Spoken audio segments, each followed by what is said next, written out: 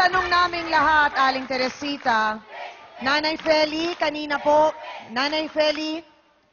po, binigyan ko kayo ng pagkakataon na makapagsalita. So, ang pinakikiusap ko lamang po ay baka po pwedeng si Aling Teresita naman po ang mapakinggan natin para maging patas po ang bawat panig.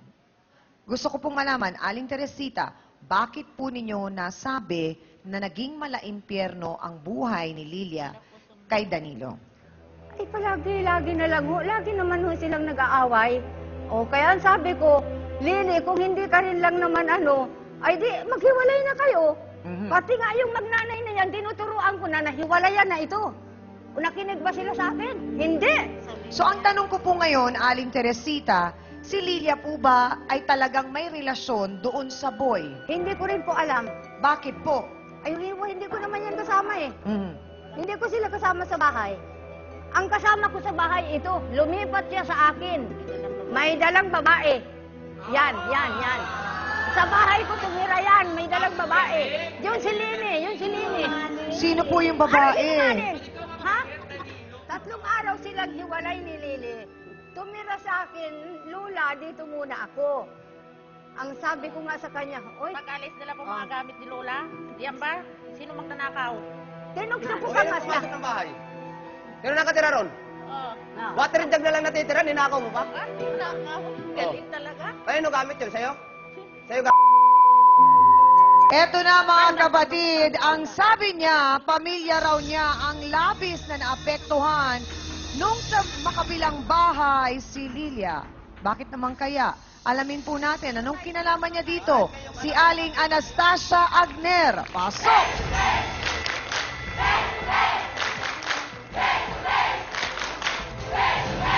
Anastasia, sandali lang. Sandali lang! Sino po kayo sa buhay ni Lilia? May ebidensya ka? Oo! Marami na akong ebidensya Nakita sa'yo. mo nga sa bahay asawa mo, may ebidensya ka na makapatong kami? Sino po kayo sa buhay ni Lilia? Sino po kayo? Ako po ang asawa ni Boy.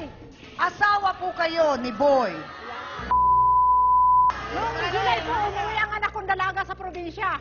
Mama, puntahan mo na si Papa dahil may ibinahay ng babae. Napatunayan ko po yan. Sa Kenneth po sila nag-upa. Doon ko po, pagpasok ko, nakaganyan lang siya doon sa papag. Nakapulupot ng kumot. At yung asawa ko, pilit akong inilalabas. Nakapulupot ng kumot, ha? Ang asawa ko walang damit. Naka-short lang. Anong ginagawa doon ang asawa ko? Anong ginagawa? So kayo po ay nasa probinsya. Wala po kayong kaalam-alam na may kasama ng iba si Mang Boy. Ganun po ba? Nasa probinsya kayo. Nasa probinsya po ako, talagang hinuli ko lang. Anong isang gabi? Diretsahang tanong, Ate Lilia, may relasyon po ba kayo ni Boy? Tinulungan lang po ako nung makakot ng gamit. So sino po ang nakita? Bakit may ebidensya ka?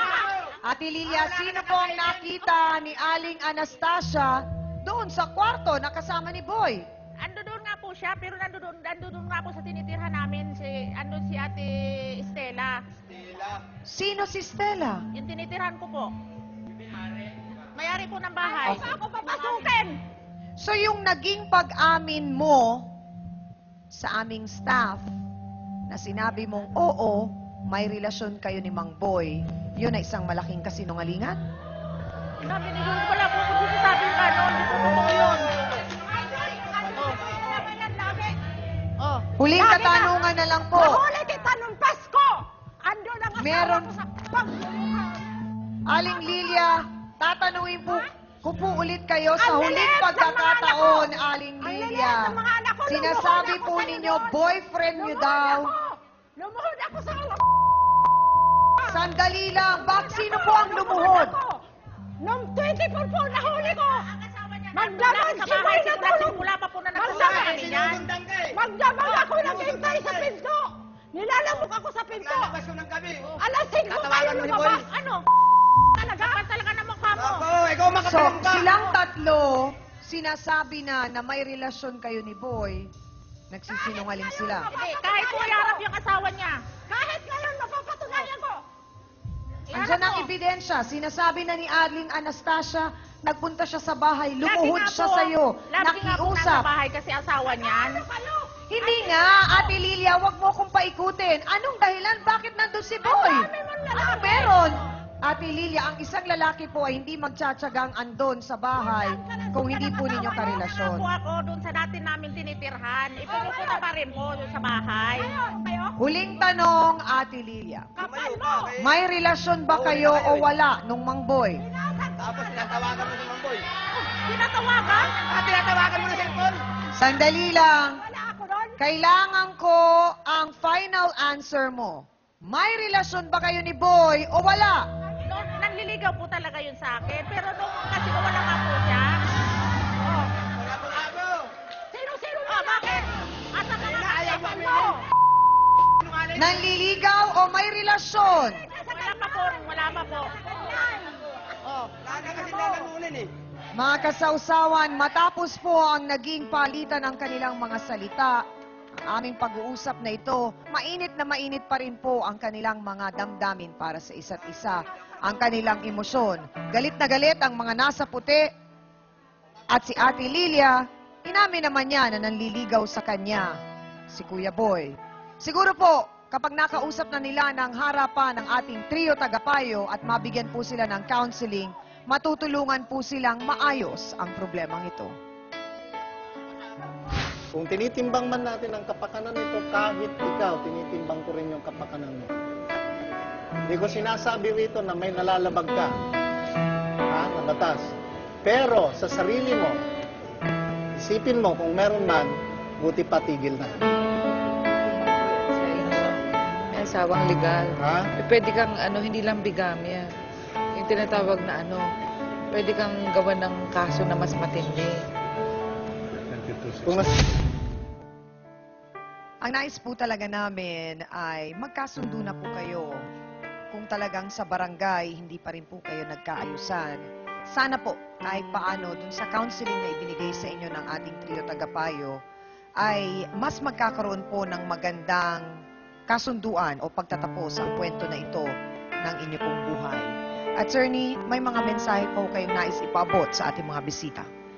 Ang mas concern ako rito kanina ay ngayon, at ngayon ay dito sa kalagayan ni Aling Anastasia, na bagaman siya ay huling lumabas. Ngunit talaga namang yung emosyon niya, pagpapakita niya kanina ng emosyon dito kay Aling Lilia dahil siya pala ay legal na kasal doon sa pinagbibintangang kinakasama o boyfriend nitong si Aling Lilia na si Mang Boy. Ngunit, tandaan mo ito, Aling Anastasia, no?